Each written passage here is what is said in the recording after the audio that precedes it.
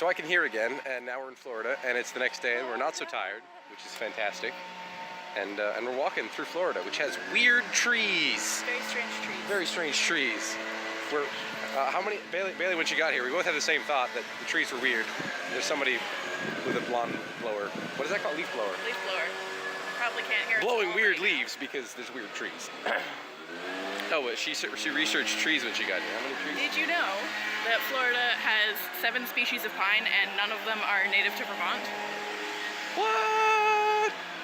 So we've been fascinated by all of the flora since we got here, but now suddenly there is peacocks crossing the road. They're just. I thought they were turkeys. Like, that's just a whole bunch of peacocks. Bailey and I decided to call them sparkle turkeys, and we saw dozens of them on our 4.5-mile stroll around Cape Canaveral. Yeah, just you move along. You move along. That's right. Hop along. There were also lizards everywhere. Every 2 steps, one would dart out across the sidewalk, and they were fast. Everything felt so different. I know that it isn't exactly revelatory to note that Maine and Florida are vastly different places, but it just struck me how pervasive the differences were. The texture of the soil, the design of the streets and boulevards. If I looked closely, everything was new. I knew Florida would look and feel a lot different, but I thought the amount of wonder I was experiencing would be reserved for places more exotically different, like, I don't know, Australia or India, not a random side street in Cape Canaveral. Our walk ended at the beach, where the ocean was invitingly warm and not bone-chillingly awful like I'm used to.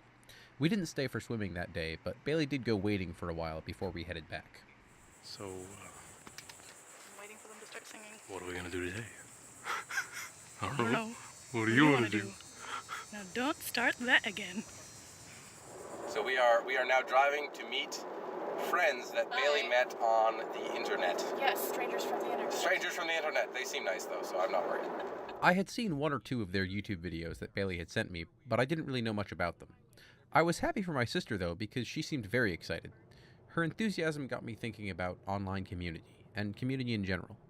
I have a pretty poor track record of joining communities. I just never find myself devoting my energy to building and maintaining the connections that are necessary.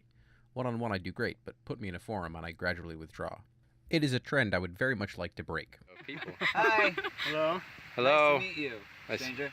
We met Nick and Sammy and filmed a short comedy skit with them. It was a lot of fun, and they showed us around Orlando for a while afterwards. I learned that my sister will never be a champion whack-a-mole player, and we did some survival training for the coming clownpocalypse. We said goodbye to the Fresh Brownies crew and finished the day watching Kubo and the Two Strings at a theater. The film was great, and its message about storytelling and memory was very moving. It reinforced some beliefs I already had, that we become the stories we tell about ourselves, that details are important, and that we can always change ourselves and those around us for the better. Coming up next time... We going to Disney World!